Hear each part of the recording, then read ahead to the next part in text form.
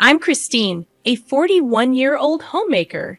My husband, Mark, and I first crossed paths at work, eventually tying the knot after 5 years.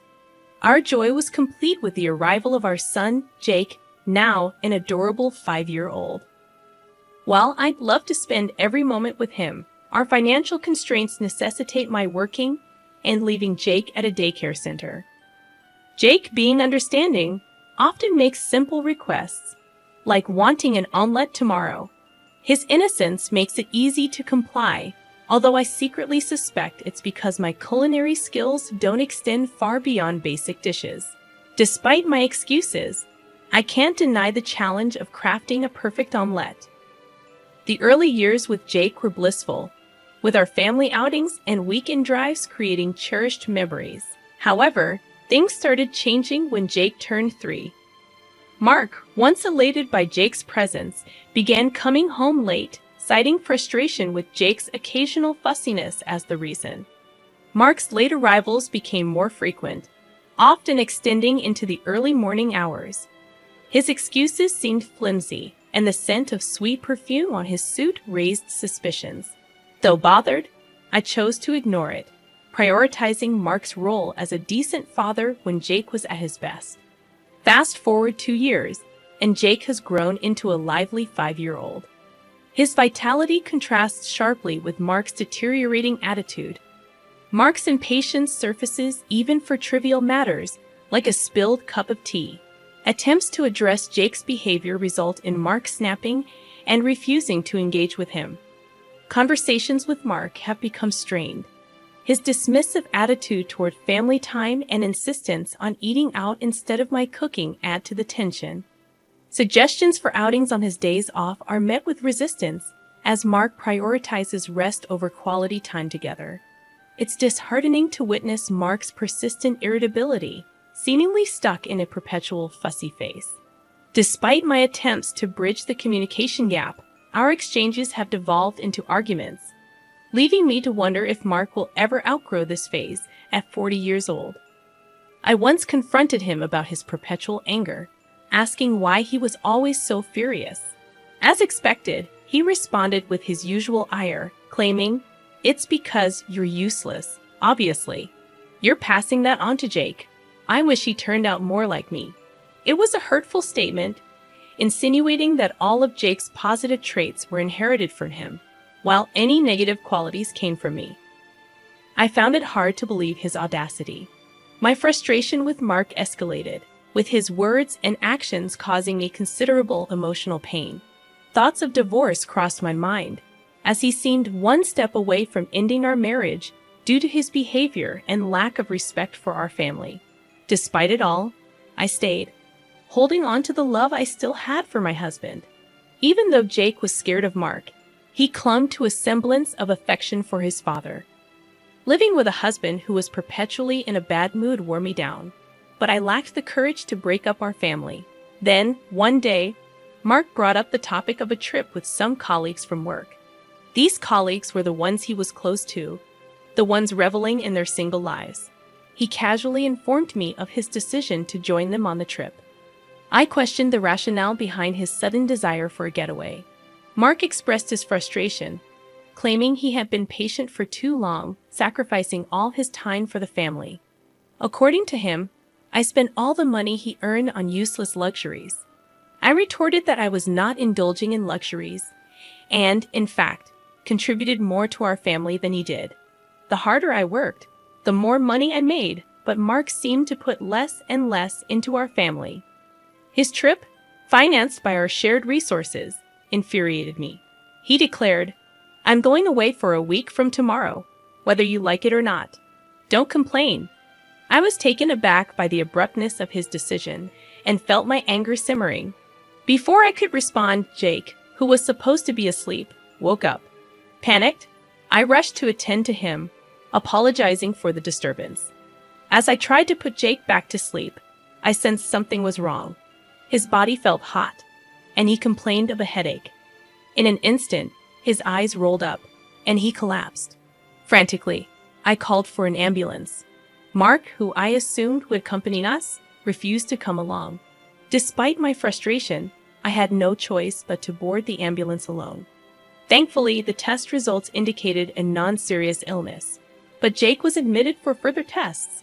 I called Mark to provide updates, balancing the urgency of the situation with the need to keep him informed. "What do you want?" I could sense his extreme annoyance, but with no time to worry about it. I quickly explained the situation and urgently asked him to bring a change of clothes for Jake's hospital stay. "Are you joking?" was his incredulous response. "I can't make it. I don't want to be late for tomorrow's trip, so I'm staying at my colleague's tonight." "Are you serious? Your son is in the hospital, and you're still going on a trip?" I exclaimed, hoping for some understanding. "Of course I am. She doesn't need me there for a simple checkup. Jake is suffering from a high fever, so there's nothing I can do," he callously replied. "Yes, there is. I asked you to." Before I could finish, he abruptly hung up. I tried calling again, but it went straight to voicemail. Frustration and anger surged through me. I didn't have his colleague's phone number to reach out for assistance. In the end, I called my parents and sought their help, feeling betrayed by Mark's callous abandonment of his son in the hospital. 2 strikes against him, and I could sense the 3rd strike looming. 3 days later, Jake's tests were over, and he was back to his usual energetic self. The results showed no problems, and he would be discharged from the hospital the next day. Planning to buy some pudding for him, I picked up my phone to check messages, and that's when it happened. It vibrated with an incoming call from a former colleague, Cindy. "Christine, where are you?" Cindy's voice sounded panicked. "I'm at the hospital." "Never mind that. It's an emergency," I replied, thinking it was related to Jake. "Apparently, your husband died in an accident." I couldn't comprehend her words. "What? This is a joke, right?" But her voice on the other end persisted. In a panic, I ran out. The shocking fact that my husband had passed away was hard to grasp. My colleague continued with more unsettling details. Mark was on a trip alone with a woman, and she had driven into oncoming traffic, colliding with a tree. There had to be a misunderstanding. Mark was supposed to be with his male colleagues. The thought that he could have been killed in a car accident with a woman seemed impossible. In a frenzy, I called my parents and urgently asked them to look after Jake, feeling overwhelmed by the sudden turn of events. In a state of panic, I rushed to the hospital where my husband was admitted. Amid my frantic thoughts, I couldn't help but wonder why they had called the company before reaching out to me. Nevertheless, it seemed like the situation was not a fabrication, so I hastened to verify the details. According to my former colleague, the men who were supposed to be with my husband were safe. Unsurprisingly, they were not together. Mark hadn't even bothered briefing them about his fabricated alibi. He was with another woman.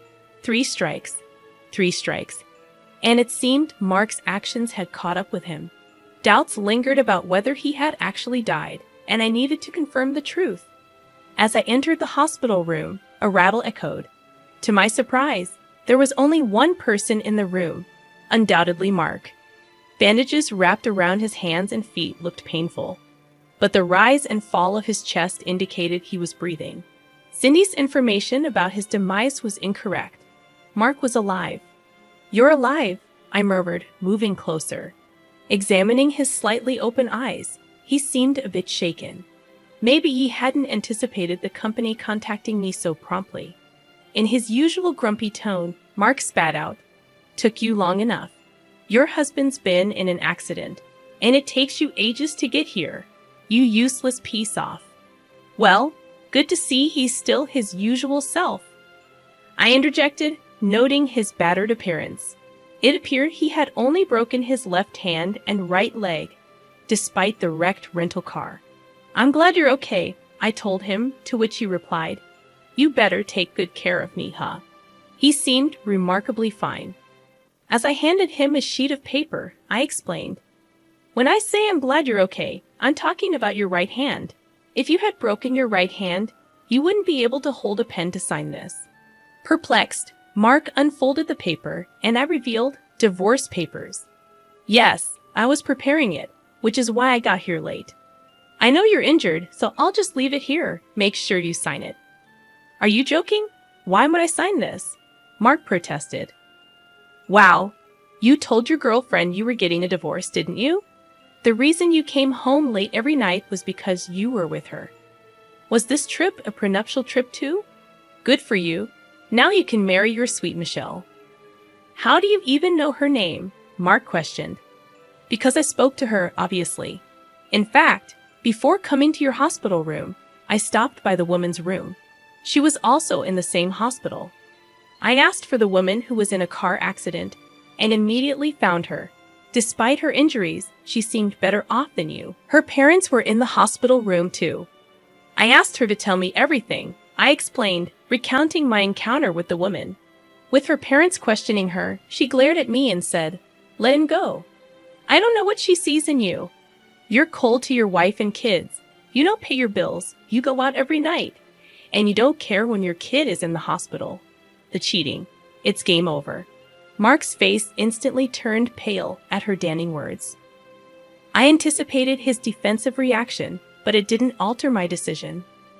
No, she's just for fun, you know. You're the only one I love. Just stop here, Mark pleaded as I filled out the divorce form.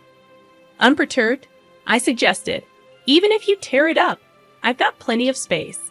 In fact, why don't I just call a lawyer for alimony and child support? It might be better. A sudden change came over Mark as he shriveled up and stuttered, "I don't want a divorce." "Why not?" I took a deep breath, preparing to say what needed to be said. "Because," I began, "you can spend your money as you like, play around with young women, have children to take care of you, and enjoy life while I do all the dirty housework. A wife at home for security and a girlfriend for fun. What a great life. But if you divorce me, that all disappears." Mark's mouth hung open, and he seemed to lose his voice. I continued, "Wasn't it your perfect life plan? Now it's ruined. You can make a new life plan with Michelle, or whoever you like, but my son and I will not be part of it. Just pretend you died and have a new life." After saying everything I wanted to, I turned to leave the hospital room. Mark pleaded, wait, in a pathetic voice, but I kept walking. In the coming days, I initiated divorce proceedings and hired a lawyer. The discussions included Michelle, who was discharged from the hospital. When Mark claimed he had no intention of divorcing me, Michelle became furious, resulting in a heated argument. Mark resisted signing the papers, claiming I had ruined his life. Despite their conflicts, the divorce became official, and I received almost all the alimony payment I sought. After the discussions, my lawyer and I left the room, leaving Mark and Michelle still arguing. I wondered about the fate of their relationship, but my apathy prevailed. I told them, "I hope you have a lovely life together," before leaving the room, possibly being petty. Despite everything, Jake and I had returned to a peaceful life, free from Mark's mood swings. Regret lingered about not divorcing earlier, realizing Mark's attitude had caused my son pain. Living with just the two of us, I understood that we were perfectly fine without Mark. In fact, every day became a joy. Despite this, I acknowledged Mark as Jake's father, allowing him access if he wanted to see him. Surprisingly, Jake showed no interest. After the divorce, I sent Mark an email confirming alimony and child support payments. His reply was laughable. He recounted his misfortune, stressed from gossip at work, mistakes leading to job loss, and his parents cutting him off. I replied, suggesting he seek help from Michelle. Mark claimed they broke up, and he continued to send desperate messages. I eventually blocked him. As I placed my phone on the table, sipping tea, Jake approached, asking, "What should we do on our day off tomorrow, Mommy?" After a moment's thought, I suggested, "How about we grab some lunch and go to the aquarium?" Jake's face lit up with joy, expressing excitement about the dolphin show. Witnessing his enthusiasm, I couldn't help but smile, feeling content with our peaceful and happy life.